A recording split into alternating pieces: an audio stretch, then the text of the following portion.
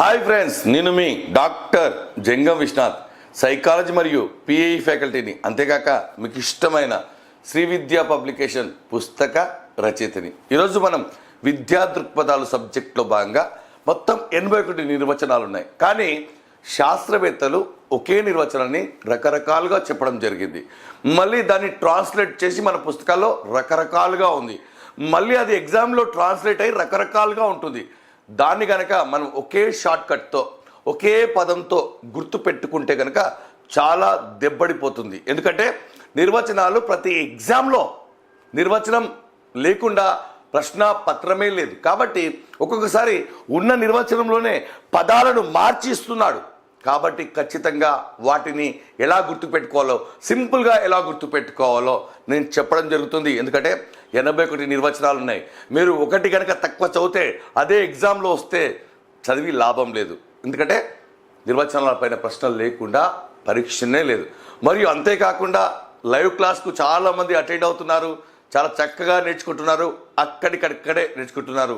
చాలామంది విద్యార్థి పదాలు లైవ్ క్రాష్ కోర్స్ అడుగుతున్నారు, దాన్ని ప్లాన్ చేస్తున్నాం. మరియు తెలంగాణకు సంబంధించి టెస్ట్ సిరీస్ పూర్తిగా సిద్ధమైంది, అతి త్వరలో దాన్ని అనౌన్స్ చేస్తున్నాం. మరి ఆంధ్రప్రదేశ్ రాష్ట్రంలో డిప్టీ డిఓ ఎగ్జామ్ రాయబోతున్న ప్రతి ఒక్కరికి ముందుగానే శుభాకాంక్షలు. ఎందుకంటే మీరు ఎంత కష్టపడ్డారో దానికి 3 ఎక్కువ కష్టం మేము పడ్డాం. ఎందుకంటే మీరు ఖచ్చితంగా విజేతలు అవుతారు మన యాప్లో క్లాసులు తీసుకున్న వారందరికీ కూడా. మరి విద్యా దృక్పథాలకు సంబంధించి, మరి సైకాలజీ సంబంధించి క్లాసులు సిద్ధంగా ఉన్నాయి. వినండి, క్లాసులన్నీ కూడా అప్డేట్ అవుతున్నాయి. ఎందుకంటే టైం లేదు అనే విషయాన్ని గుర్తుపెట్టుకోండి. తీరా పరీక్ష సమయం వచ్చాక ఇబ్బంది పడితే చేతులు కాలాక ఆకులు పట్టుకోవడం లాంటి చందమే అవుతుంది. కాబట్టి ఒక్కొక్క టాపిక్ను డిఫరెంట్గా చదవాలి. షార్ట్కట్ల యొక్క ఆవశ్యకత ఎంతో ఉంది. లాజికల్గా, మ్యాజికల్గా గుర్తుపెట్టుకోవాలి. ఎప్పుడే కానీ గుర్తుపెట్టుకోండి, నిత్య జీవితంలో మనం షార్ట్కట్ లేకుండా ఏ పని చేయము. మరొక విషయం, మీ ఇల్లు ఎక్కడుందని ఎవరైనా అడిగితే మా ఇల్లు రైల్వే స్టేషన్ పక్కన ఉన్న, పోస్ట్ ఆఫీస్ పక్కన ఉన్న, స్కూలు పక్కన 2వ బిల్డింగ్ అంటున్నాం. నేరుగా మీ ఇంటి అడ్రస్ చెప్పేటప్పుడు కూడా ఈ రైల్వే స్టేషన్ను, పోస్ట్ ఆఫీస్ను, స్కూల్ను ఉపయోగించుకుంటున్నారు తెలియకుండానే. కాబట్టి నిర్వచనాలను కూడా అంతే, చదివే సబ్జెక్టును కూడా అంతే. ఎందుకంటే డైరెక్ట్గా ఏది గుర్తుండదు, కాబట్టి వాటికి సంబంధించిన అంశాలను కనుక మనం గుర్తుపెట్టుకుంటే ఖచ్చితంగా సక్సెస్ అవుతారు. కాబట్టి షార్ట్కట్లను కూడా మనం చాలా లాజికల్గా గుర్తుపెట్టుకోవాలి.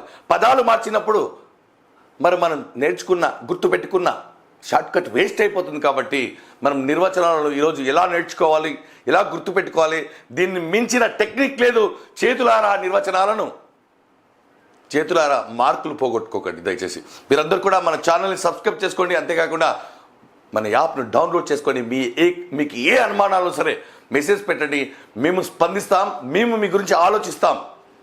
మరి ఇక్కడ మీరు బాగా చూస్తే, చాలా బాగా గమనించండి, చాలా మార్పులు తెలుసుకుంటారు. మరి ఉపనిషత్తుల గురించి మాట్లాడుతున్నాను ఇక్కడ. మోక్ష సాధనకు దారి చూపించేదే విద్య. ఉపనిషత్తులు ఇంతవరకు చాలా బాగుంది. ఎందుకంటే సింపుల్గా ఉంది కాబట్టి ఈజీగా గుర్తుపెట్టుకుంటారు. మోక్ష సాధనకు దారి చూపించేదే విద్య. కాబట్టి ఉపనిషత్తులు చూడండి, సాధనమున పనులు సమకూరు ధరలోన, ఇంతవరకు బాగా ఉంది, అందరూ కూడా ఖచ్చితంగా గుర్తుపెట్టుకుంటారు. కానీ మీరు ఇలా నేర్చుకున్న తర్వాత ఎగ్జామినర్ ఇంకొక పుస్తకం చూసి, మీరు చదవని పుస్తకం చూసి కనుక ప్రశ్న ఇస్తే ఎలా ఉంటుంది చూడండి. విద్య యొక్క అంతిమ లక్ష్యం మోక్ష సాధనే అని ఇంకొక పుస్తకం ఉంటుంది. కానీ ఇక్కడ మోక్ష సాధన ఉంది, ఇక్కడ మోక్ష సాధన ఉంది కాబట్టి సరిపోయింది. కానీ విద్య యొక్క అంతిమ లక్ష్యం అనే పదం ఇచ్చినప్పుడు మీరు వేరే నిర్వచనం అనుకోకూడదు. ఎందుకంటే ఆ నిర్వచనం కూడా పుస్తకంలో ఉంది. మీకు తెలియకపోతే తెలుసుకోండి, చదివితే సమగ్రంగా చదవండి.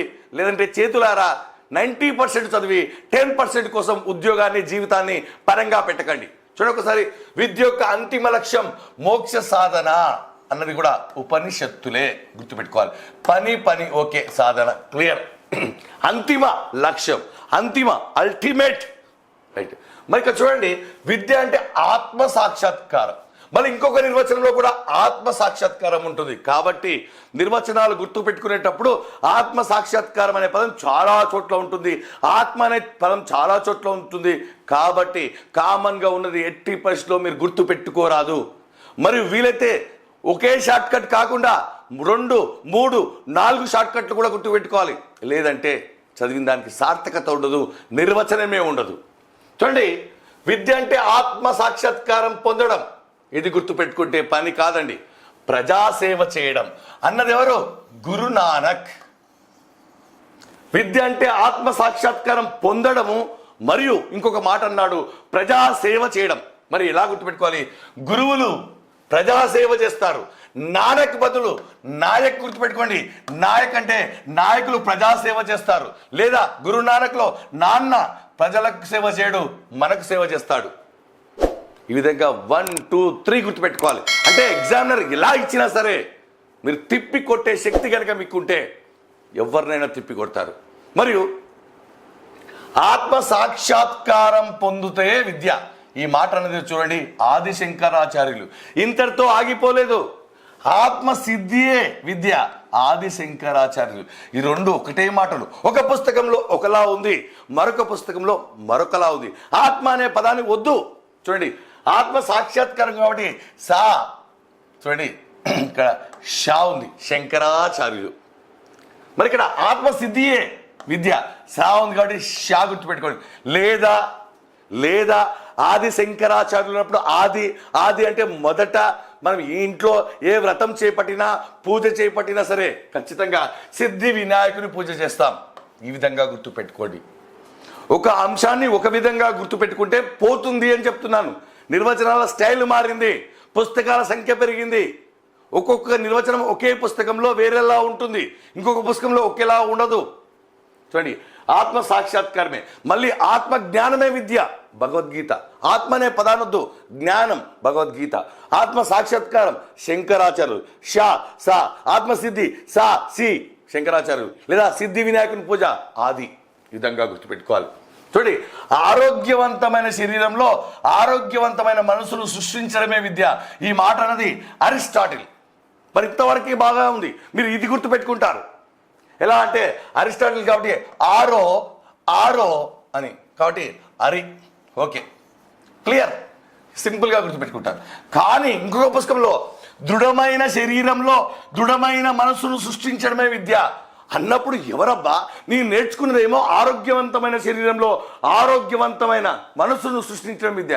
కానీ ఆరోగ్యవంతమైన బదులు దృఢమైన అనే పదం ఉపయోగించినా మీ దగ్గర దానికి సంబంధించిన లింకు, షార్ట్ కట్, లాజిక్ కనుక లేకపోతే పోతారు. కాబట్టి దృఢమైన శరీరంలో దృఢమైన మనస్సును సృష్టించడమే విద్య. కాబట్టి ఈ మాట అన్నది ఎవరంటే అరిస్టాటిల్. స్టా అంటే స్టాండర్డ్ అంటే దృఢమైన. రైట్. మానవుడు నిర్మలంగా ఉండుటకు మార్గం చూపించేదే విద్య. ఈ మాట అనేది ఫ్రోబెల్ ఈ మాట అనేది మానవుడు నిర్మలంగా ఉండుటకు దారి చూపించేదే విద్య, ఫ్రోబెల్.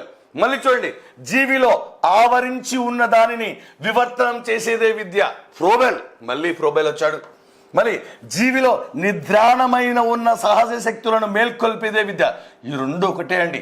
కానీ ఒక్కొక్క పుస్తకంలో అలా రాయబడింది, ఇవ్వబడుతుంది కూడా 100%. కాబట్టి ప్రతి దానికి విడివిడిగానే గుర్తుపెట్టుకోవాలి. అవసరమైతే 2, 3 లాజిక్లు, మ్యాజిక్లు గుర్తుపెట్టుకోవాలి. చూడండి, మానవుడు నిర్మలంగా ఉండుటకు మార్గం చూపించేదే విద్య అంటే ఫ్రోబెల్. మళ్ళీ చెప్తున్నాను, పాఠశాలలో బెల్లు కొట్టగానే పిల్లలందరూ కూడా క్లాస్కి వెళ్ళిపోతారు, కాబట్టి ప్రశాంతంగా ఉంటుంది. ఓకే. లేదా ఇంటి బెల్లు కొట్టగానే అందరూ స్కూల్ నుంచి ఇంటికి వెళ్ళిపోతారు, పాఠశాల నిర్మలంగా ఉంటుంది. ఓకే. మరి మార్గం చూపిస్తుంది బెల్లు ద్వారా. రైట్. మళ్ళీ ఇక్కడ చూడండి, జీవిలో ఆవరించి ఉన్న దానిని వివర్తనం చేసేదే విద్య. మరి అదే పాయింట్ను ఇక్కడ జీవిలో నిద్రాణమైన సహజ శక్తులను మేల్కొల్పేదే విద్య. సహజ శక్తులను చూడండి ఒకసారి. ఫ్రోబెల్ అంతవరకు చుట్టూ ఆవరించి ఉన్న పిల్లలందరూ కూడా ఆవిరైపోతారు ఎప్పుడంటే బెల్లు కొట్టగానే. అంతవరకు చుట్టూ ఉన్న పిల్లలంతా కూడా ఇంటర్వెల్లో కానీ, లంచ్ టైంలో కానీ, సాయంత్రం కానీ, ప్రేయర్లో కానీ బెల్లు కొట్టగానే అందరూ కూడా ఆవిరైపోతారు, ఆవరించిపోతారు అని గుర్తుపెట్టుకోండి. మరి బెల్లు కొట్టగానే నిద్రలో ఉన్న వాళ్ళు కూడా లేచిపోతారు. కానీ లాజిక్ గుర్తుపెట్టుకోవాలి. నిద్రాణం అనే పదం చాలా చోట్ల వస్తుంది. నిద్ర అనే పదం చాలా చోట్ల వస్తుంది. కాబట్టి నిద్రాణమైన సహజ శక్తులను చూడండి, మనం పాఠశాలలో ఉపయోగించే బెల్లు సహజమైంది, న్యాచురల్. అదే ఎలక్ట్రానిక్ బెల్లు కాదు. కాబట్టి నిద్ర వెళ్ళిపోతుంది బెల్లు కొట్టగానే. ప్లేస్ ఇంకొక పదం గుర్తుపెట్టుకోవాలి మీరు, సహజ శక్తి, సహజమైనటువంటి ఎక్విప్మెంట్, సహజమైనటువంటి మిషన్. మనం ఉపయోగించే బెల్లు, పాఠశాలలో బెల్లు, ఎలక్ట్రానిక్ బెల్లు కాదు. రైట్. చూడండి, ఇక్కడ సేమ్ పాయింట్. సోక్రటీస్ సార్వజనీనాన్ని గుర్తించి స్వభావ సిద్ధంగా నిద్రాణమై ఉన్న భావనలను బహిర్గతం చేసేదే విద్య. నిద్రాణం అనే పదాన్ని తీసివేయాలి సోక్రటీస్. మళ్ళీ ఇక్కడ చూడండి, ప్రతి మనిషిలోనూ నిక్షిప్తమైన విశ్వజనీన భావాలను వెలికి తీసేదే విద్య. చూడండి, సేమ్ నిర్వచనం ఇంగ్లీష్లో ట్రాన్స్లేట్ చేసి మన వాళ్ళు ఈ విధంగా 2 రకాలుగా పెట్టడం జరిగింది. మరి ఇక్కడ కామన్గా ఉన్న చూడండి, సార్వజనీనము మరియు విశ్వజనీనము. విశ్వజనీనాన్ని, సార్వజనీనాన్ని ఇంగ్లీష్లో ఏమంటారు? యూనివర్సల్. సార్వజనీనం, విశ్వజనీనం అనే 2 పదాలు మాత్రమే కాపాడుతాయి మీకు, సిమిలర్గా లేనివన్నీ కూడా. కాబట్టి ఎట్టి పరిస్థితిలో మీరు నిద్రామై ఉన్నటువంటి దాన్ని తీసేయాలి, పట్టించుకోకూడదు. మరి విశ్వజనీనము, సార్వజనీనము, యూనివర్సల్. సోక్రటీస్ అనే పదానికి ఇలా గుర్తుపెట్టుకోవాలి. విశ్వజనీనం అన్న, సార్వజనీనం అంటే ఏమిటంటే సేమ్, యూనివర్సల్. ఎక్కడ పోయినా ఒకటే, విశ్వవ్యాప్తంగా ఒకటే, సార్వజనీనంగా ఒకటే. మరి సోక్రటీస్ అంటే యాజ్ ఇట్ ఈస్ సేమ్ కాబట్టి, యూనివర్సల్ కాబట్టి, సార్వజనీనం కాబట్టి, విశ్వవ్యాప్తంగా కాబట్టి, విశ్వజనీనంగా. సోక్రటీస్ అంటే యాజ్ ఇట్ ఈస్. ఎక్కడ పోయినా గణితం యాజ్ ఇట్ ఈస్ ఉంటుంది, ఎక్కడ వెళ్ళా. రైట్. సో ఇక్కడ జాండవి ఉన్నాడు, ఇక్కడ జాండవి ఉన్నాడు. కానీ పదజాలం చూడండి ఒకసారి మిత్రులారా. విద్య అంటే జీవించడానికి తయారు చేయడం కాదు, జీవితమే విద్య. మళ్ళీ సేమ్ నిర్వచనం అతడే చెప్పాడు. మళ్ళీ మారిపోయినప్పుడు ఇది కొత్తదేమో అనుకోని కనుక మీరు పొరపాటు పడితే కష్టం. కాబట్టి ఎలా కొత్తది ఉందో అలా కొత్తది మనం గుర్తుపెట్టుకోవాలి. విద్య అంటే జీవితానికి సన్నాహం కాదు, అసలు విద్యే జీవితం.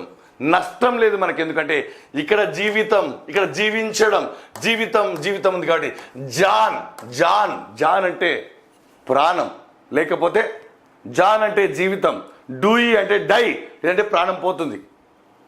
జీవించడం అనే పదం ఇచ్చాడు. జీవించడం అంటే జాన్ ఉంది, లేదంటే ప్రాణం పోతే డై. ఈ విధంగా గుర్తుపెట్టుకోవాలి. డూ ఆర్ డై లాగా డై. జాన్ డూయి అంటే డై, చనిపోలేదు, ఉన్నాడు అంటే ప్రాణంతో ఉన్నాడు. జాన్ అంటే ప్రాణం. క్లియర్. సంతోషాన్ని, బాధను సరిసమానంగా పొందగల సామర్థ్యాన్ని కలిగించేదే విద్య. ప్లేటో సంతోషాన్ని, బాధను సరిసమానంగా పొందగల సామర్థ్యాన్ని కలిగించేదే విద్య. మనం ప్లేట్లో అన్నానికి సమపాలలో కర్రీస్ వేసుకుంటాం. సంతోషం, బాధ. మరియు ఇంతవరకు బాగానే ఉంది. చూడండి, సరైన సమయంలో సంతోషము మరియు బాధను అందింపజేసే శక్తి కలదే విద్య. చూడండి, ఒకటే మీనింగ్ కానీ పదజాలం వేరే. మీరు ఒక్క లింకు కనుక గుర్తుపెట్టుకుంటే, ఒక షార్ట్ కట్ కనుక గుర్తుపెట్టుకుంటే పోతారు. ఎందుకంటే మీరు చదివేది ఒక్కటే. నాకు తెలిసి 81 నిర్వచనాలు ఉన్నాయి, పూర్తిగా చెప్తున్నాను. అన్ని పుస్తకాలు సమగ్రంగా వడపోసి రాశాను పుస్తకంలో. చూడొకసారి, సంతోషాన్ని, బాధను సరిసమానంగా పొందగల సామర్థ్యాన్ని కలిగించేది ప్లేట్లో కరెక్ట్ సమయానికి అన్నం తింటే సంతోషం, లేదంటే బాధ.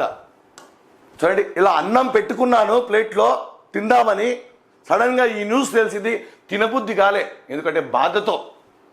మరియు సరైన సమయంలో మీరు ప్లేట్లో భోజనం చేసే సంతోషం, లేదంటే బాధ. ఈ విధంగా గుర్తుపెట్టుకోవాలి. చూడండి, ఇక్కడ స్వామి వివేకానంద గారు శీల నిర్మాణానికి, నైతిక జీవనానికి విద్య మార్గం. శీల నిర్మాణానికి, నైతిక జీవనానికి విద్య మార్గం. 2 వాక్యాలు కనుక మీరు గుర్తుకు పెట్టుకోకపోతే దెబ్బడిపోతారు. శీల నిర్మాణమే విద్య, దయానంద సరస్వతి. నైతిక జీవనానికి విద్యా మార్గం. ఈ 2 లింకు చేసి పెట్టుకోవాలి, 2 లింకు చేసి పెట్టుకోవాలి, లేకపోతే పోతుంది. మరి స్వామి వివేకానంద చూడండి, స్వామీజీల యొక్క శీలము, క్యారెక్టర్ బాగుంటుంది. క్లియర్. మరి మార్గము అనేటువంటి పదాన్ని గుర్తుపెట్టుకోవాలి. మరి మార్గం అంటే వే, వే అంటే మార్గము కాదా? వే అంటే మార్గం కాదా? క్లియర్. చూడండి, మానవుల్లో అంతర్గతంగా నిద్రాణం అనే పదం ఉంది. మళ్ళీ జాగ్రత్త, నిద్రాణమై ఉన్న పరిపూర్ణమైన దైవత్వాన్ని, ఈ పదాన్ని మొత్తం తీసుకోవాలి. ఎందుకంటే నిద్రాణం అనే పదాన్ని మనం ప్రోబెల్లో తీసుకున్నాం. ప్రోబెల్ బెల్లు కొట్టగానే నిద్ర పోతుంది. కానీ ఇక్కడ మాత్రం పొరపాటున నిద్రాణమై అనే పదం తీసుకోకూడదు. నిద్రాణమై ఉన్న నిద్రాణమై ఉన్న పరిపూర్ణమైన దైవత్వాన్ని అభివ్యక్తం, బహిర్గతం చేసేది విద్య అన్నది స్వామి వివేకానంద. మరి ఎలా గుర్తుపెట్టుకోవాలి? నిద్రాణమై ఉన్న పరిపూర్ణమైన దైవత్వాన్ని అభివ్యక్తం, బహిర్గతం చేసే, అంటే నిద్రలో తీసేయాలి అంటే వేకప్. మరి పరిపూర్ణమైన, కా అంటే కంప్లీట్, కా అంటే కంప్లీట్, వేకప్, కా అంటే కంప్లీట్, నిద్రాణమైన, పరిపూర్ణమైన అనేటువంటి అంశాన్ని గుర్తుపెట్టుకోవాలి. రైట్.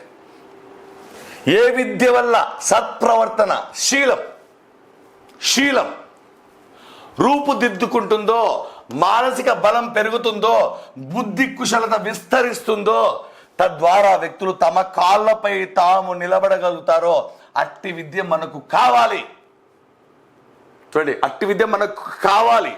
తమ కాళ్ళపై తాము నిలబడగలుగుతారో అట్టి విద్య మనకు కావాలి.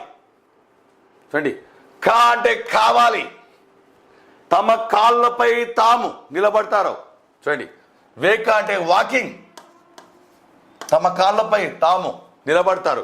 కా అంటే కాళ్ళపై, నా అంటే నిలబడతారు. వివేకానంద తమ కాళ్ళపై తాను నిలబడతారు. చూడండి, ఏదైతే శీల నిర్మాణం చేస్తుందో, మనశ్శాంతిని పెంపొందిస్తుందో, బుద్ధిని వికసింపజేస్తుందో, మానవుని స్వశక్తితో నిలబడగలిగి చేస్తుందో అదే విద్య నిలబడటం చేస్తుంది. వివేకాలో కాళ్ళపై, నా నిలబడేటట్టు చేస్తుంది. ఈ విధంగా గుర్తుపెట్టుకోవాలి. ఎందుకంటే సేమ్ నిర్వచనాలు ఉన్నాయి కాబట్టి. శిశువు తన ఉత్తమ సామర్థ్యాల ద్వారా తన వంతు కర్తవ్యాన్ని నిర్వహించుటకు జీవితానికి సంబంధించిన సంపూర్ణ వ్యక్తిత్వ వికాసంను కలిగించేదే విద్య. సంపూర్ణ అనే పదాన్ని తీసుకోవడము లేదు. శిశువు తన ఉత్తమ సామర్థ్యాల ద్వారా, శిశువు ఇక్కడ చూడండి, ఎవరన్నారు ఈ మాట? టిపి సన్ ఉత్తమ సామర్థ్యాల ద్వారా తన వంతు కర్తవ్యాన్ని, సన్ సూర్యుడు తన కర్తవ్యాన్ని తాను నిర్వహిస్తాడు. సన్ శిశువు ఎటువంటి శిశువు? ఉత్తమ శిశువు.